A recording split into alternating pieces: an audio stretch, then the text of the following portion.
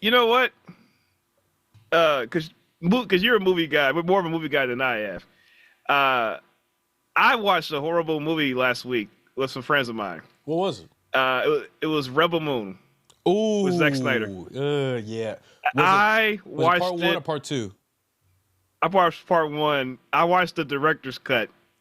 And I watched it in a watch party with a group of friends of mine. And I did it because a friend said, yo, this movie's actually pretty good. And I was like, all right. This friend of mine, his name is Will. I said, all right, Will. I said, this movie better be good. Even though back of my hand, I'm like, I expect it to be like fucking horrible, which it was.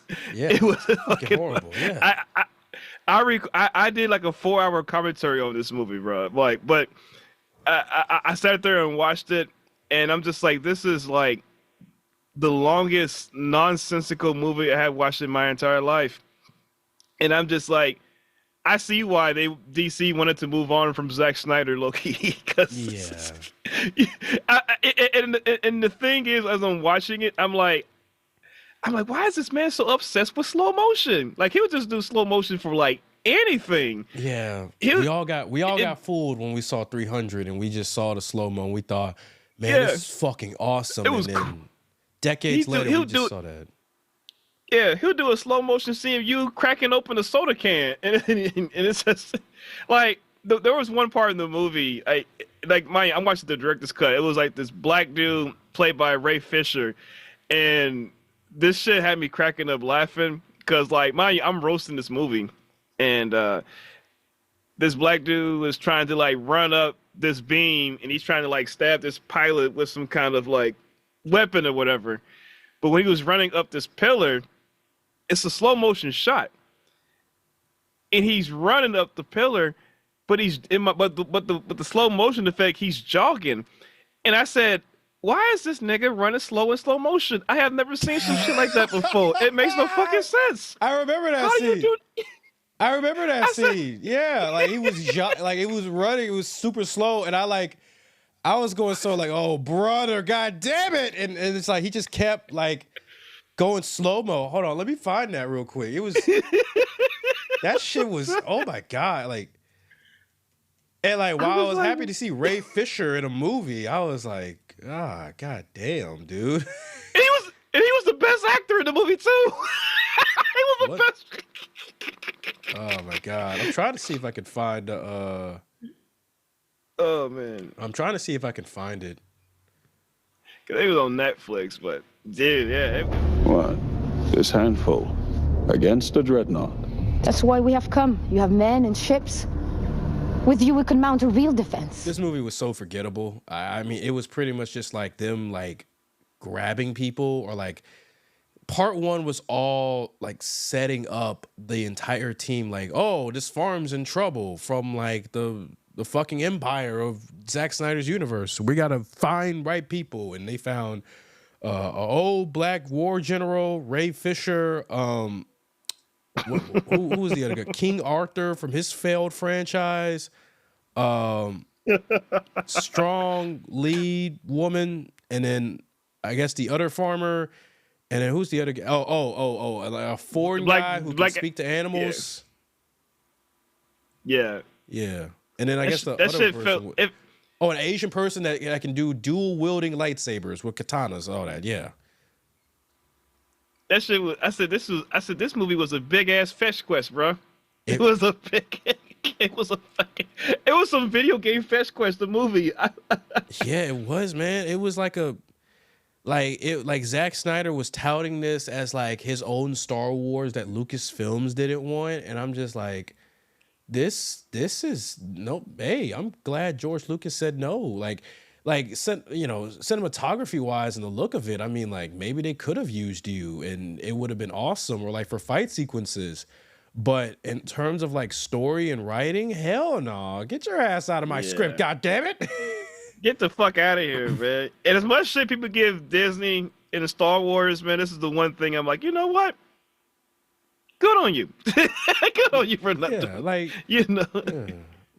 I don't hate Zack Snyder. I mean, he recently he came out with a project I think he produced, which was like It was a TV show about like the gods, like the about the Norse gods of like Thor and Odin and Loki. And like it was a really interesting animated series that like the very end of it was like really cool. And I thought, okay, that's a cool little project. But like besides that, it's like, yeah, you start to realize like Zack Snyder, while he's a very nice guy and he's very cool with people and he has like creative ideas, I just don't think they mesh very well when they're put into reality. And I mean, yes, do I still want to see like, did I want to see his vision of Justice League past his Snyder cut? I did before, but now I'm just like, let that shit die. And people are still mad about that. I'm like, bro, you still mad? It's over. It's done. And Rebel Moon kind of just proved to you, yeah, like, yeah, you can't do this shit no more, man. You're done. Yeah, and the thing is too, it's like before like Justice League and Batman v Superman, I really enjoy Man of Steel, low key. You know, we talked about it before. We both liked Man of Steel and said that we did. Yeah, we said that, you know, while it was literally a destructive movie towards the third act, we both really liked that film. It was very underrated. Yeah, it was like I just think like the way he shot it, it was like, you know, it's just,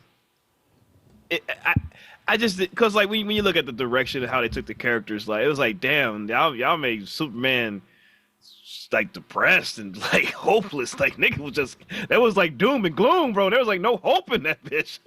Yeah, I was just like, yeah. Go ahead. And it's like, you know, it's like that's not the Superman I would like, you know. And it's like I need some color and some hope. I was like, I don't need Superman to be depressed too. Like shit. Yeah, you know, you know, questioning his place in the world and the politics of it all. It was just, that's why I'm like, I'm very open and curious about what James Gunn's gonna do with his, you know, thing with the DC, the new universe he's gonna start. You know, hopefully things will be in a great direction. It seems like DC might be heading in a good direction, especially with Penguin. But like, I'm hopeful. I'm hopeful at least, man. So someone told me a joke that the absolute universe they're doing in the DC comics is literally what is a better version of Zack Snyder stuff. And damn. Yeah, no, I got all three of them. Hold on, let me grab them. Hold on. Damn. Cause I got them right here. Okay. Started off Absolute Batman. Started off with I've been hearing about Batman. Then Absolute Wonder Woman. Then this past week, Absolute Superman. All three of these books are solid. They're really solid. And when my friend brought up that joke that this is literally Zack Snyder, but better, I was sat there and I just said, fuck it. You got a point. Because if Zack Snyder gave us these stories, like if you said, hey, Zack, we want you to do an Elseworlds universe where you could do your own thing, but like, just don't make it like yours. You did this, it'd be like, oh, this is fucking great. People would love it. And I feel like the difference between Zack Snyder's stuff with like what you got in the Absolute Universe is that you have these characters that are changed differently, but the essence of them is still there to where it feels like a fresh take on a character you know and love. And like, it's not overly dark. There's the reason why some of their attitudes are the way they are based on like their lore and mythos. I mean, it's good. Like Batman is a like a middle class blue collar worker that built his city brick by brick. That's super smart. Wonder Woman is literally an Amazon sent to hell and now has the powers of a witch next to her other powers and literally has a sword like Guts from Berserk.